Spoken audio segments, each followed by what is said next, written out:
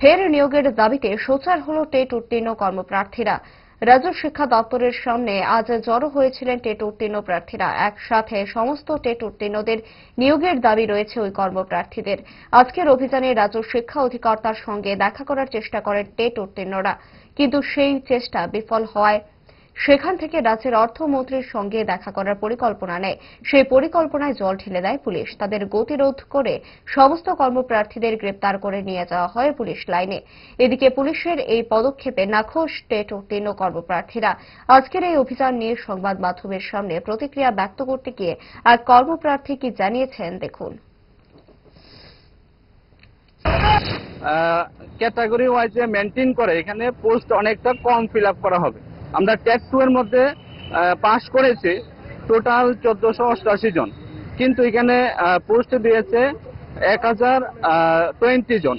এখন ক্যাটাগরি ওয়াইজে ভাগ করলে এখানে ইউআর এর পোস্ট হলো 560 জন, এসসি দের পোস্ট হলো 154 জন এবং এসটিদের পোস্ট হলো 359।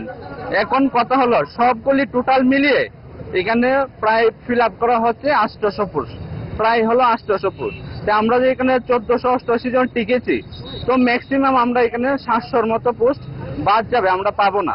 তো আমরা কিছুদিন আগে আমরা যখন রেজাল্ট দিয়েছিল, আমরা জানতে পেরেছিলাম আমাদের রাজ্যের মুখ্যমন্ত্রী অর্থাৎ শিক্ষামন্ত্রী তিনি আমাদের বলেছিলেন বা মিডিয়াতে বলেছিলেন যে পাশের হার একদম কম, নগণ্য। এই বিষয়টা নিয়ে চিন্তা করবে এবং বিভিন্ন রাজ্যের স্কুলগুলিতে শিক্ষকের অভাবে দেখা যাচ্ছে প্রত্যেক দিন পেপারে নিউজে আমরা দেখতে পাচ্ছি। এখন কথা হলো এত শূন্য পদ থাকার পরেও কেন আমাদেরকে এত নগণ্য একটা সংখ্যা নিয়োগ করা হবে।